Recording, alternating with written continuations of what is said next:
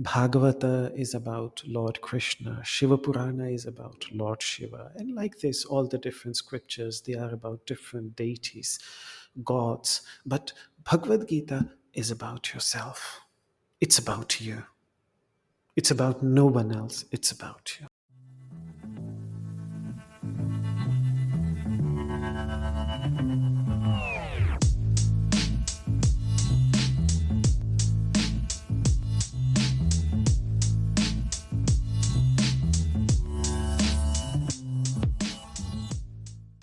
Namaste and welcome to Series 2, the Hindu Library of the VM podcast. My name is Sumit Sharma and it's my great privilege to host this project, a VM project looking to understand and distill dharmic ideas. And in this series especially, called the Hindu Library, I'm very honored to be joined by Siddhartha Ji Krishna to help us understand all of these texts. Siddhartha Ji has joined us in episode 1 of the Hindu Library. We are going to be going through the Bhagavad Gita. This book has claimed to solve many problems for many people over many years. Over 700 verses, and originally written by Ved Vyas, the Bhagavad Gita is commonly known as the heart of the Mahabharata. And the central theme of this book is to help Arjuna get out of his sad state of mind. Siddhartha Ji, welcome to Series 2. Thank you very much for joining us. Siddhartha Ji was raised in a family tradition of yoga. He memorized the Gita at the age of 6 and was educated at the Kailash Ashram Brahma Vidyapeeth in Rishikesh. He's a spiritual master and a teacher of Indian philosophy, including Advaita Vedanta, Patanjali's yoga, and Sanskrit, and continues to be based in Rishikesh at the Omkarananda Ashram. Namaste. I'm happy to be part of this series too, the Hindu Library, where we will dive into each scripture and book and figure out the core message. As far as my knowledge extends, the Bhagavad Gita is a text within a text. It is Krishna Bhagwan inside the Mahabharata telling Arjun, Pandaputra, a story or the scripture, or he's singing the Gita in which he bestows unlimited knowledge and wisdom to Arjun. He helps him see the light, so to speak. And in the graphic version on TV, what I remember seeing was Krishna reveals his ultimate avatar, his wholesome roop, in which there are many heads and arms and legs and, not even just like limbs, but creation itself. There are people. I remember like there was a loop of people like being born, living, dying, returning, like, and not even and all the animals too, and the kingdom and life itself, the plethora that is life, essence, growth of all things, animals, plants. There was water, fire, all the elements, space, everything in its full roop, its full form was shown to Arjun. And I guess, and there were other people that could see that too. Only the people with that clear heart and those clear eyes were able to recognize. And it's not even just see, it's recognize also Bhagwan's ultimate roop, ultimate expression. And just a side note there quickly, I remember, and so Krishna Bhagwan is the avatar of Vishnu Bhagwan, and I remember, or I've heard and learnt, and perhaps you can correct me if I'm wrong, that Vishnu Bhagwan lays in the golden ocean, thinking all that could be thought, like every possibility, every realm, every dimension of the universe at all times, because he is the preserver, he is life itself. It is all happening, the multi-threaded universe. Does that all make sense? Is that correct? Yes, very much so. The main purpose of the Bhagavad Gita is, of course, to help Arjuna overcome his grief, his sorrow, his suffering, his confusion. He he was in a state of mind where it was absolutely impossible for him to decide what is right and what is wrong. So he he describes his mental state as dharma sammudha chetaha, which means a state of mind in which I don't know anymore what is dharma, what is my dharma, which means what is my duty, what I ought to do. And he entered that state of mind because of that inner emotional turbulence, roller coaster, which he was going through. And because of that, he had lost his clarity of thinking. And the request he makes in front of Krishna is, in fact, to help him regain that clarity, to know what is the correct thing to do in this moment. Is it his duty as a warrior to fight? On the other hand, fighting your own respected elders? Is that the correct thing to do? So, as a warrior, the correct thing to do is to fight, but then on the other hand, it is not correct to fight your own elders, the ones that you are supposed to respect. This is the dilemma that he puts in front of Krishna, that I have been bowing down and respecting these elders all my life, and today I'm in a situation where I'm supposed to fight them. And so Krishna really, through the whole Bhagavad Gita, the main focus ultimately is to help him regain that clarity and then reach a decision on his own. And this is what we see happening in the 18th chapter, that Arjuna eventually reaches a decision and says, okay, now I'm ready to do what you ask me to do. Saji, we've been talking about the Bhagavad Gita and how Arjuna is in a sad state of mind. He's got his elders in front of him, and these aren't just elders, right? These are his blood relations. Some of them, his great grandfather Yes, Bhishampatama, who yes, he shares a very close bond with. Some would absolutely. argue Arjuna was Bhishampatama's favorite grandchild. Indeed, indeed, yes, So yes, there's that entire dimension there of being on the other side of the battleground against your most beloved great grandfather. That's just one. Then there's Dronacharya and Kripacharya. Arjuna was Dronacharya's favorite student. Oh, okay. So Dronacharya, Yes, who is the guru, the quote unquote teacher yes, of the Pandavas, and yes. Arjuna was Dronacharya's favorite Favorite son, pupil, favorite also. pupil. Yes, Okay, yes. another immense dynamic. Then there's Kripacharya, who's the family Kripacharya. guru. So an Yes, elder and an acharya to the not just a family. Like this is a royal family, also the kingdom, yes, almost yes. the heritage that He comes was with that. like the royal priest, the teacher of the whole lineage. And those are just the main three elders. Were there others?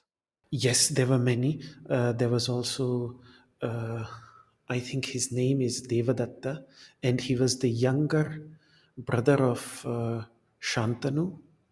Okay, This means that he was the uncle of Bhishma, so he was also there. okay. And Yes, so yes, there were many other elders and family members, and of course the Kauravas. yes. The Kauravas. Yes, The Gordovas, so there are uncles and cousins and brothers and everything mixed into that bag too. I know there was bad blood between the Pandavas and the Kauravas, fine, but still, the Gaurav naturally took the elders in their army because they were yes, in reigning power. Okay, yes. lots of backstory there. Arjuna is in a state of plight. He has his elders against him. Hmm. And I think what you said earlier is that he's not asked Bhagwan to solve his problems, rather give him the energy, insight, wisdom, decision making ability to decide what to do next. Arjuna is quite descriptive in how he's feeling about the situation, right? He's saying that his bow, the Gandiva is. I'm sort of got a little bit diverted because I did make a mistake. I said Devadatta, and Devadatta is in fact just the other name of Bhishma. So what I meant was Somadatta, not Devadatta, but Somadatta. So Somadatta was also one of the grandfathers of Arjuna, in the same way like Bhishma or Devadatta was there. So similarly, Somadatta, uh, who was one of the grandfathers. So there were two grandfathers, in fact, uh, there, and his name has been mentioned uh, there. Also, Saumadattis Tathaivacha in the first chapter. So yeah, so he was the son of Somadatta. Just had to sort of suddenly it came, and yeah, this it's a very vast area because the son of Somadatta was the king of Bahlika, which um, is now today is most likely the region of Balkh or Bactria, the northern part of modern Afghanistan. So it's quite a wide area that is being covered. In fact, what is quite interesting is that the Mahabharata even mentions Chinaha, China soldiers on Duryodhana's side. So it seems that some Chinese soldiers were also taking part in Wow. in the Mahabharata war. And this So, scripture is how old? Mahabharata is, I mean, the war took place, is believed to be, traditionally, it is believed to around have taken place around 5,100 years ago. Wow. So we're So, yeah. talking over 3000 BC. And there's and Mahabharata isn't even the first of Hindu texts. There are many, many texts that came before it. Yes, yes, yes, indeed. Okay. Yeah. We digress. Let's Yeah, get I'm back sorry. onto the no Yes, problem. No, yes, great. It's yes. great audio to have. Um, so the central theme, I think we can agree then, is the sad state of mind that Arjuna's in, Mhm. helping him, and I think the rest of the text goes on to help pull him out of that state and help him understand his duty. Yes, yes, absolutely. Does he not know his duty? Is it just a conflict of whether to do his duty? He knew his duty. He was, in fact, interestingly, out of all the five Pandavas, he was the one during the exile, when they were exiled into the forest. He was the one who was with utmost dedication preparing for this war more than any one of his brothers. So for years together, he was working hard to accumulate more and more knowledge of different Strategies yeah, or strategies, astra and shastra, different weapons, yeah, mystical uh, weapons that he had. and He not had just in the physical sense. We're also not talking just in the physical yes, mental capacity as well. mental capacities, and for that he was performing austerities. So he was really, all these years he was learning, he was accumulating knowledge, he was accumulating wisdom, he was performing austerities to gain strength. So he knew that this day will come, and he was preparing for it. But it was and even till on that day's morning, he was completely fine. He knew what his duty is. But then, when he was faced with his family members, uh, and yeah, that sadness, that sorrow, that So yeah, here we have one of the greatest warriors of all time, a master archer, um, a disciple of Bhagavan Krishna. He's got him by his side, his best friend, his Sarthi, has been preparing for war, but physical weapons, divine weapons, mental capacities, carrying out all types of tapasya to prepare for this war. And you're saying he was the most active out of the Pandavas in preparing for this also. And even till the morning of the great war, the Mahabharata, the Mahayuddha that took place, even till that morning, he was fine. But when he then saw the reality, he saw the faces of his elders, that's when sadness came upon him. Was it the is that just saying he felt some emotions when he saw those people and was overcome by emotion? He wasn't just like flabbergasted. He was overcome by the emotion of sadness. Yeah, yeah, yeah. Sadness for what though? Sadness for having to fight his elders, or the eventual reality that he will be the one that has to kill them all? Yes, sadness of having to kill his teachers, his uncles, uh, individuals who were like sons to him because they were sons of relatives. He had uncles, maternal uncles, paternal uncles, uh, fathers in law, even grandchildren, brothers in law, and other relatives. He could see them standing in front of him in the opposite army, and he just declared to Krishna very clearly that I absolutely don't want to kill them, even if I get killed, and even if I would have to do it for the kingdom of all the three worlds, and forget about this tiny little kingdom on this planet Earth. So when you paint it like that, it's a little bit more than just elders and relatives. Like there's an entire family.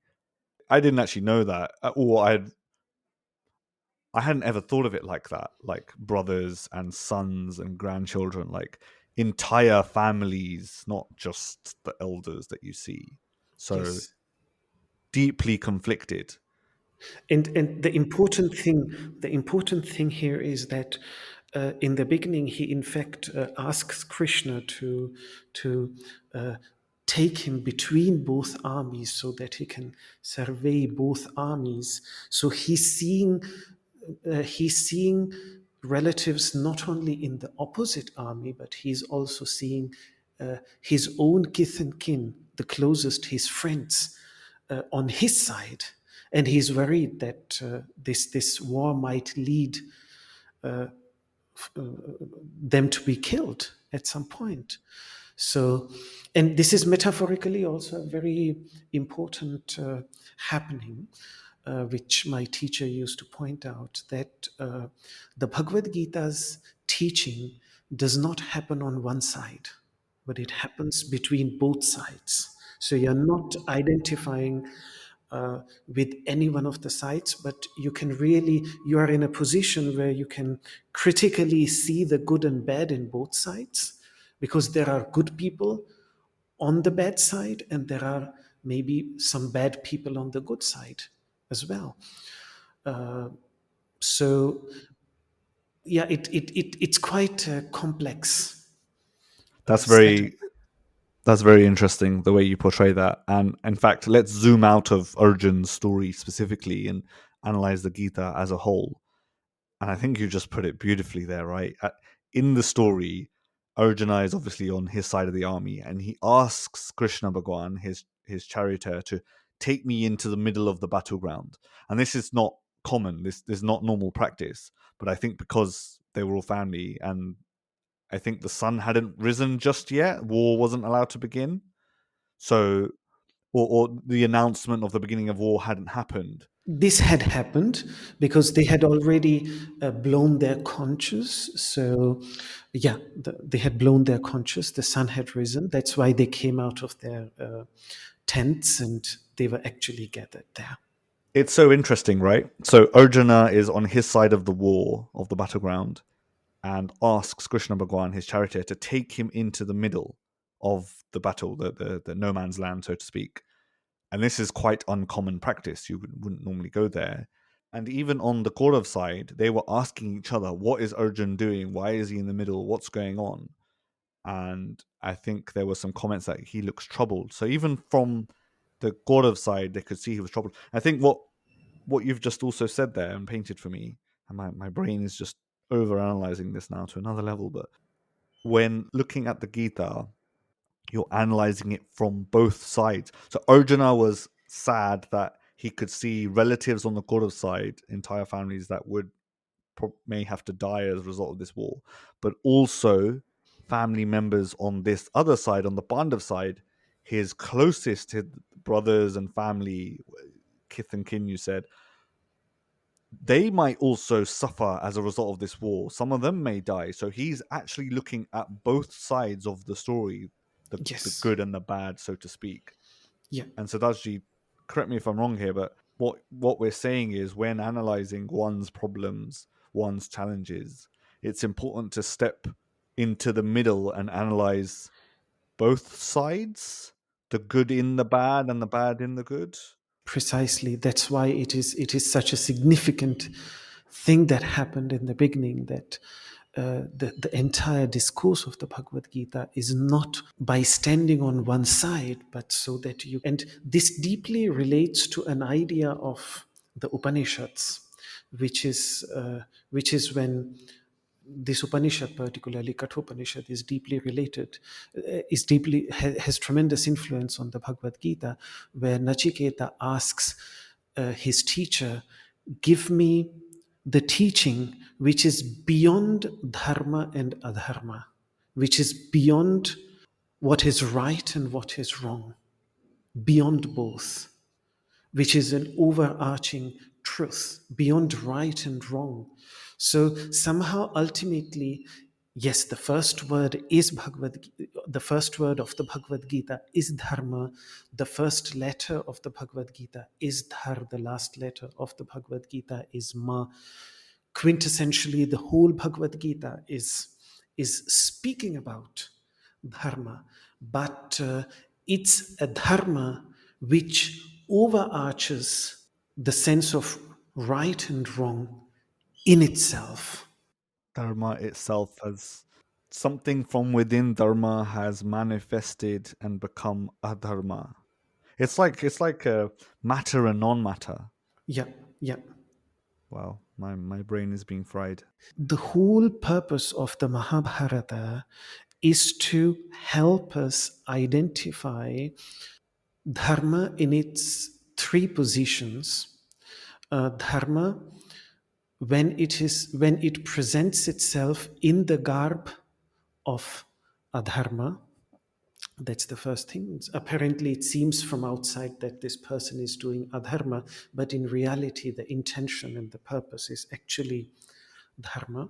Then sometimes the opposite, which is adharma being present in the garb of dharma. So from outwardly, it feels as if this is dharma, but internally, it is in fact dharma. And sometimes dharma in the garb of dharma itself. This is the whole purpose of the Mahabharata, to give us the capacity to identify dharma in these three situations.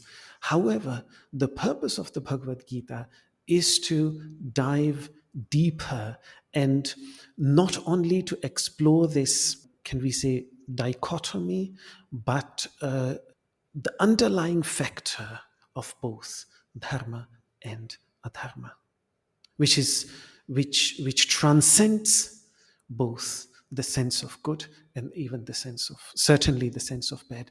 What I'm trying to say is that ultimately the yogic path, for yogic path, righteousness, good, the correct thing is to, first of all, overcome the wrong, but then ultimately it even encourages its practitioner to transcend even what is right, to even go beyond that. So that is what ultimately the Bhagavad Gita is about. Siddharthaji, you blow my mind out of the water every time the way you illustrate things so eloquently. Let's see if I can replay that. The Mahabharata, the overarching text here, helps us understand dharma in three ways. Dharma that presents itself as adharma. Yes, Dharma that presents itself as adharma. yes, Adharma that presents itself as dharma. yes, And even dharma that presents itself as dharma. Yes. What's wrong with that third one? Nothing wrong. It's just the text of Mahabharata says that dharma is presents itself in our life in these three ways, and in each circumstance we have to find ways to identify it. In the third one, it's in fact very easy to identify it, but in the other two, one has But to be extremely you could be led careful. astray, right? Because they're all. Exactly, exactly. And does that signify that dharma is, and your perception of it is how it then manifests for you? Yes, yes. Yeah, particularly in the context of when the Bhagavad Gita starts speaking about Swadharma, how is dharma for you as an individual? How to identify uh, our own Swadharma as an individual. That is what particularly the third chapter and then again the 18th chapter is about, where Krishna really helps uh, with providing us the credentials to be able to identify Swadharma. Siddhartha, obviously, you are well versed in the Gita. In fact, you memorized it by age 6, right? Yes, Wow. thanks to Okay. my So parents. awesome. Let's zoom out of, because I will for people forever get lost inside the Gita for sure. Yeah. But let's talk some logistics, right? So the Gita is 700 verses Yes. over 18 chapters. Yes. Could you tell us more? What are these eight? I mean, don't list out the titles of the chapters, but is there an overarching? Yes. First of all, the most important thing about the names of all these 18 chapters is that each chapter's name ends in the word yoga. And in this case, the word yoga means uh, a method or a means to experience union, oneness with the divine, or a deeper state of meditation. Either way, it can be translated. And so each chapter sort of explores a dimension. So you have, for example, karma yoga, where selfless action is discussed as a means of experiencing that union in deep meditation. Or then there is bhakti yoga, where supreme love, deep love, unconditional love is discussed as a means. Then there is Sankhya Yoga, where knowledge or wisdom is discussed as a means of experiencing that knowledge. So that is how each and every chapter is named. And then this is later traditionally the way the Bhagavad Gita is seen to be structured is in a group of 6 chapters each. Before we go into that, so this text is deeply layered. Each chapter helping the reader express a different union with the ultimate truth through different teachings and learnings and stories. Yeah, I would say a different path, that or a different approach to experience ultimately the same union, which is the one experience. But they're just different ways of looking at it. They're different depending on which junction we are as individuals. It is like the goal of, if you want to reach the central part of London, there are so many paths which can lead you there, but it depends where you are standing relative to it, and you have to choose then your path. That is brilliant. The Bhagavad Gita is like the London Underground system.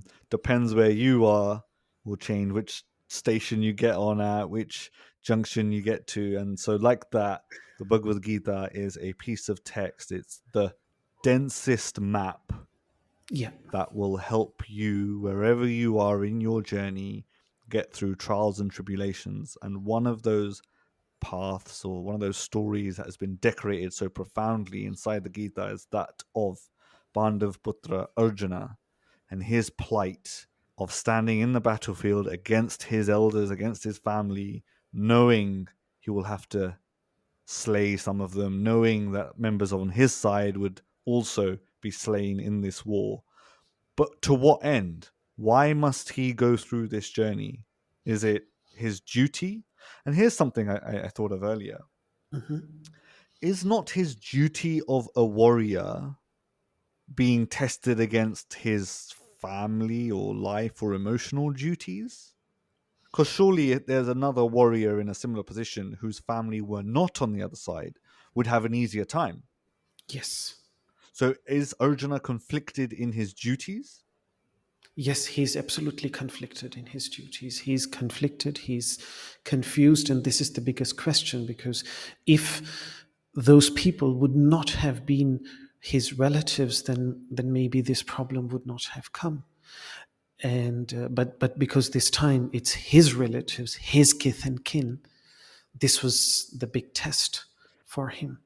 And this just so happens to be his scenario. And Yes, we all have our own scenarios. yes. And what we're saying, Yeah, yeah. I mean, ultimately, commentators like Abhinavagupta, 10th century great master from Kashmir Shaivism, what he says is that the good side and the bad side, the Pandavas and Kauravas, they are in fact just representative of our own vices. And if you look at the Mahabharata, every character has been pictured or portrayed in a particular way, somehow magnifying our own particular vices, which we can find in ourselves. So this battle is against our own vices, which are our own creation. They belong to us, and because they belong to us, criticizing someone else's vices is very easy, but criticizing our own vices because they are ours, they are related to us, it becomes so difficult. So what Arjuna was faced with, metaphorically in this story, we have to face it again and again when we try to overcome our vices, our own ignorance, our own limitations. that is brilliant. Yeah. And for anyone that ever questions if the Mahabharata ever happened or was it real, did those people exist, just listen to the last few minutes of what were discussed here and the deeply layered stories and scriptures and characterizations help us discover ourselves. Look at all of the characters in the Mahabharata, as Siddhartha ji has just said, represent a different part of us. It's all inflection. In fact, everything we're even seeing is just mirrored from within ourselves. So if ever you're angry with someone, it's not because of them. It's something within you that is angry about something else. And we're just projecting that at all times. Yeah, yeah. For example, Duryodhana, one of the key characters. There are many things about Duryodhana, but one of the key characters of Duryodhana is that his personality is described or portrayed in this way, that he absolutely knows what is dharma. He knows it. He has received the same education like all the Pandavas, like Yudhishthira, like everyone else. So, and he says, "I know what is dharma." But I find myself incapable of engaging in it, doing it. I know what is adharma, I know what is wrong, but I find myself incapable of resisting it. So this is a conflict that I think each one of us has. So many of us know what is the correct thing to do, but it becomes it's nearly impossible to engage in it. So this Duryodhana is very much alive within us. Epic line. There's a little bit of Duryodhan in all of us. So let's zoom out a little bit there and look at how the Bhagavad Gita has been represented over time. And so far, we've been talking about a text. And I think many listeners may share a similar story to myself, but watching the Mahabharata on TV, I think it was BBC Two back in the 90s. We taped it at home. I've got the DVDs now as well. I've got a digital copy as well. And in fact, it was replayed over lockdown, I think. Yes, Well, that's yes. where a lot of people re caught up with the Mahabharata. And so that's where it was represented as a TV series. You mentioned Abhinav Gupta. What did Abhinav Gupta do? Abhinav Gupta was a great mystic from Kashmir, uh, from the 10th century, and he has written a very concise, short, but tremendously insightful commentary on the Okay. Bhagavad Gita. Yes. Okay, let's do that. Yes. So this Bhagavad Gita, this scripture, this story was told many years ago, and as we know, was passed down in an oral tradition. Right? So even though physical scripture may have been written, lost, and retrieved, orally it's been carried through generations, so still remains in with its integrity, a wholesome piece. It's very difficult to manipulate or misrepresent the Gita, yet the text itself is so dense that you can derive lots of meanings from it, lots of conclusions from it. And you mentioned earlier Abhinav Gupta, who released a dense commentary in the 10th century. Could you tell us more about his contributions to our understandings of the Bhagavad Gita? Yeah. His contribution, first of all, the way he starts his commentary and makes Bhagavad Gita and the whole story of Mahabharata seem part of our own life. So what he says is that, for example, any spiritual journey, every spiritual journey starts with a question, a doubt. And where does this question or doubt come from? It comes from when the ignorance which is within us and a ray of knowledge or wisdom enters, and there is conflict between our own ignorance and new information as they wrestle each other. Then the sparks that come out, they are in fact questions and doubts. And there can be no spiritual quest without this questioning, without these doubts. And that's why this wrestling of our ignorance against new information is so essential. And this is why most of the spiritual stories, whether it is, for example, Chandogya Upanishad, Ramayana, Mahabharata, even the Vedas and the Bhagavad Gita, they start with with a story of war between two sides, because that is how spiritual journey in fact starts, when our ignorance and our vices, they conflict with new information, with new knowledge, with virtues that we are trying to cultivate through yogic practices. There then questions arise, students come up with these questions, and then the dialogue, whether it is the dialogue of the Upanishads, the dialogues of the Vedas, they unfold. So, but at the root of it is some internal conflict. And this war, this conflict that we see at the beginning of all these spiritual texts, in fact, represents that internal war, which is essential for those questions to arise. And there is, in Wow. fact, even an injunction in Manusmriti, in one of the Smritis, and this is widely quoted in the spiritual literature, that a true teacher, a true master, should never start teaching till he or she, they see questions arising from the students. And so, for example, one of my father's teachers used to say that a teacher should not be like the wind, but like the sun. Wind sort of forces itself into someone's home, but the sun's rays just peacefully wait outside the door. And when the moment you open your windows or the moment you open your door, it enters the home and illuminates the whole house. But it waits for the owner of the house to open the windows. And questioning is, in fact, just it represents that a person is now ready to receive knowledge. He or she, they have opened a window to receive knowledge. And a teacher should wait till that moment comes, and he should just create the circumstances, create interest, but start teaching only after that need for that wisdom is clearly visible. This is what we see in the Bhagavad Gita as well. That is amazing. And I will make no attempt to try to replay that. That was beautifully put. If you want to hear that again, just rewind. Siddharthaji's epic words. So that's Abhinav Gupta's contribution to what we understand of the Gita. There were many others, and there are lots of people out there that claim without the Bhagavad Gita, they would have had no success. It helped them in their journey. And I think that's what we're saying here, right? Is this text is something you as an individual can read and understand parts of yourself, your own vices, your own trials and tribulations, which are inevitable. Absolutely. And these trials and tribulations that you're going to come across are inevitable.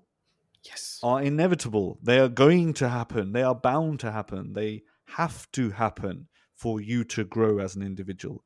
And Siddhartha, you put there that these questions arrive when on a spiritual journey. What about just normal daily life? People just going about their business, conflicted at what they ought to do, what their duty is. Would you say that's a form of suffering?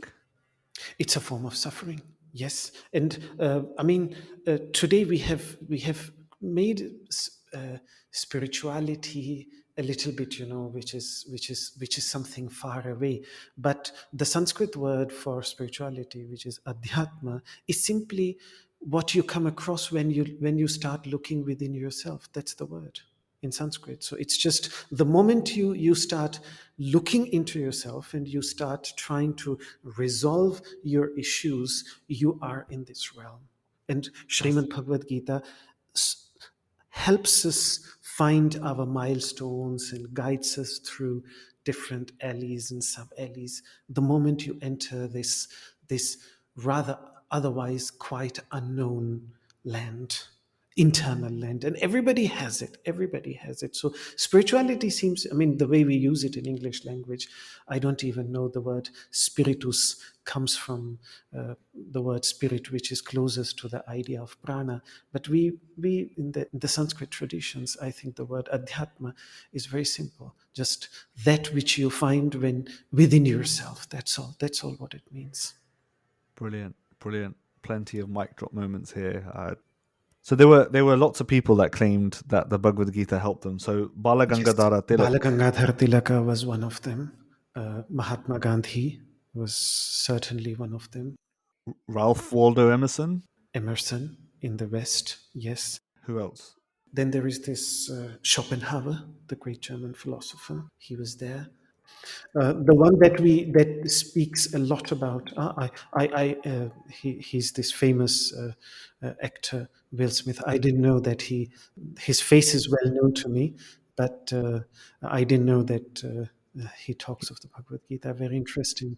There's also, and this is just me coming out here now and explaining hip hop knowledge. There's a guy called KRS-One, KRS-One. Okay. and he talks about the Gita a lot. In fact, KRS-One stands for Krishna. There's this young Okay. African American guy who came up American doing rapper. projects. Hmm. Yeah, and he met the Hare Krishna movement whilst Okay. being out in his youth, and they gave him the Gita, and that just became his life and his teachings. And even through rap songs and the whole culture that he has, he Wow. still makes reference to the Bhagavad Gita and Krishna Bhagwan. Wow. And I think people relate to that journey, right? Arjun's plight and everything he comes across, and having Bhagwan Krishna with him, his guidance to help him. And I think the way you portrayed that was beautiful, that when we are internally inflecting, questions will arise. The Gita is the perfect map to help you discover not someone else's scripture or dogma, rather what you as an individual can do to make that journey more fulfilled, wholesome, complete. One of the things that my teacher at Kailash Ashram, the 10th head of the ashram, used to say very nicely is that Ramayana is about Lord Rama, Bhagavata is about Lord Krishna, Shiva Purana is about Lord Shiva. And like this, all the different scriptures, they are about different deities, gods. But Bhagavad Gita is about yourself. It's Wow. about you. Yes. It's about no one else. It's about you. I'm sure we could talk forever and ever about the Bhagavad Gita, I'm sure. But let's ask some more pertinent questions. What's your favorite part of the Bhagavad Gita? My favorite part has been Sarva Bhuta Hite Rataha, which comes twice in the fifth chapter and then again in the 12th chapter. The interesting thing is the context where this is being said. So the translation of Sarva Bhuta Hite Rataha is those who are constantly engaged in the well-being of all beings.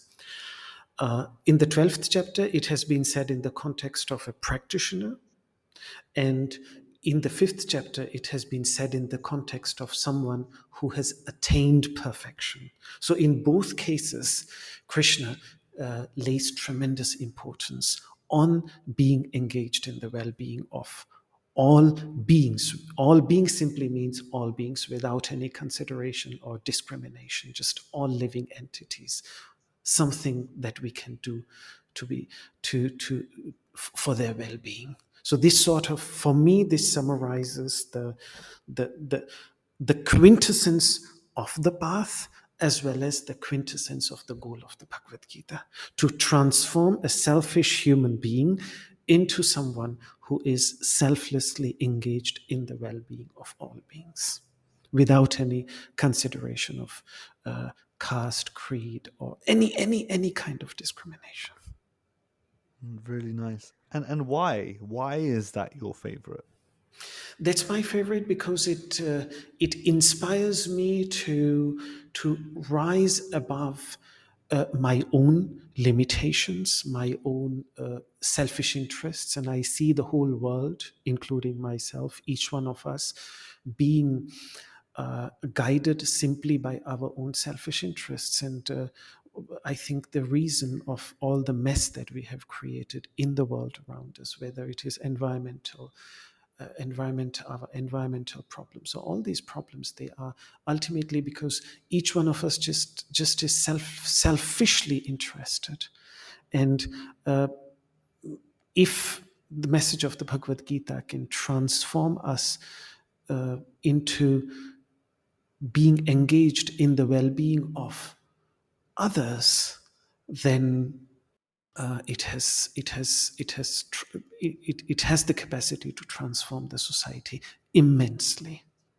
So at least those who feel inspired by the teachings of the Bhagavad Gita will be less selfish and more selfless.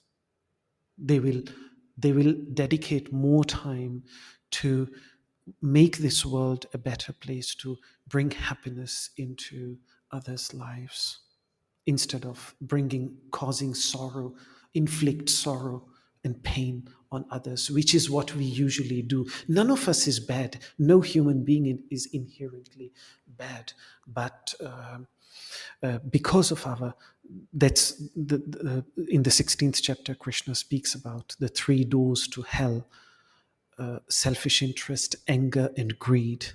Out of these three, because of these three, we create this hell in this world, which otherwise is heaven. We don't need to go in search for heaven anywhere up there.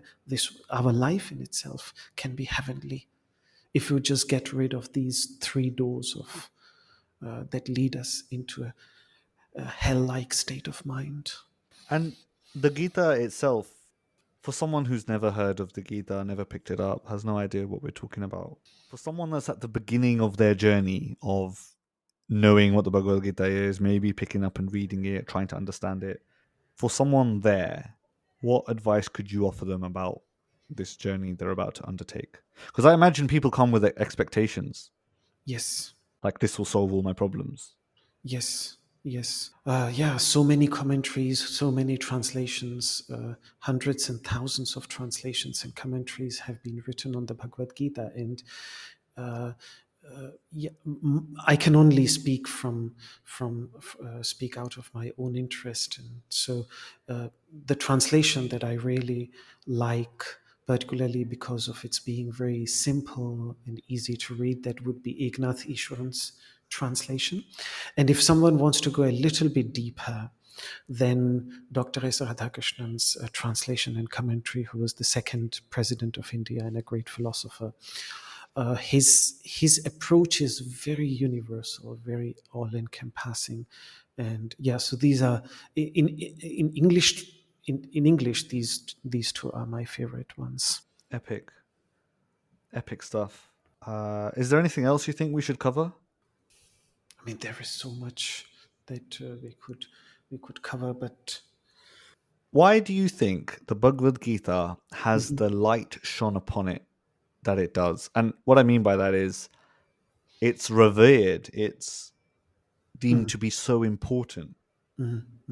Why does other texts not have that light?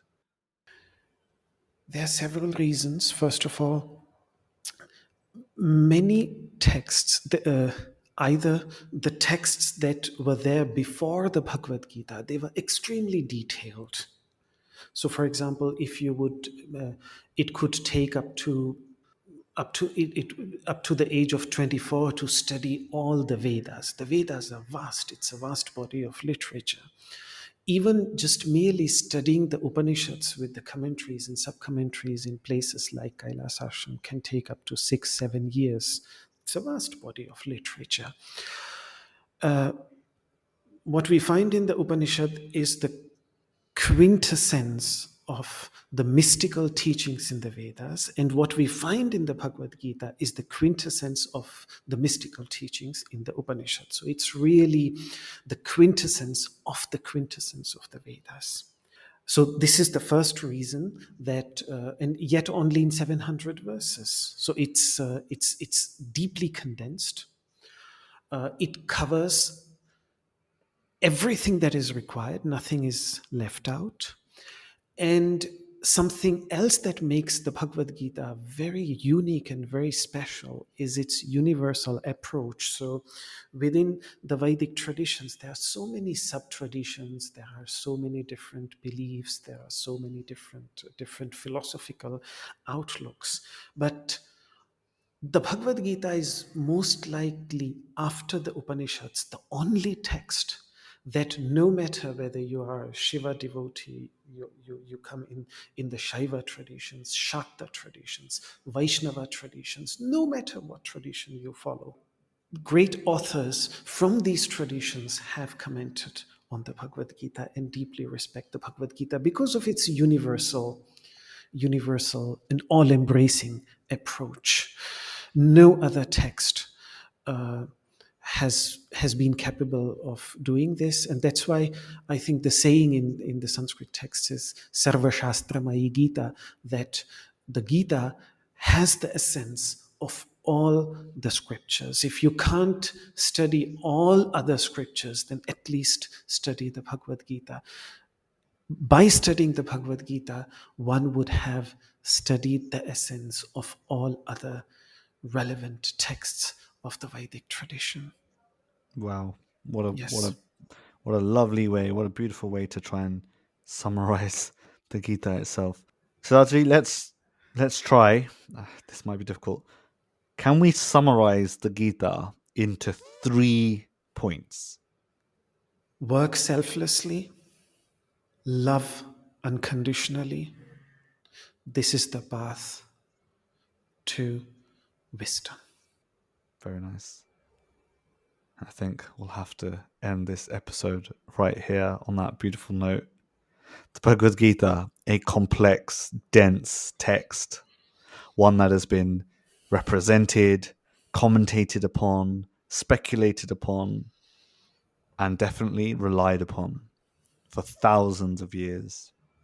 I encourage you to pick it up, read about it, listen to some more commentaries, and I guess we'll have to record some more podcasts on the Bhagavad Gita and the rest of the Hindu library. This was the Hindu Library on the VM podcast. Siddhartha ji, thank you very much for helping us unpick some of this wisdom. Thank you very much, Sumit. It was a pleasure to discuss some of the nuances of the Bhagavad Gita. Thank you very, very much.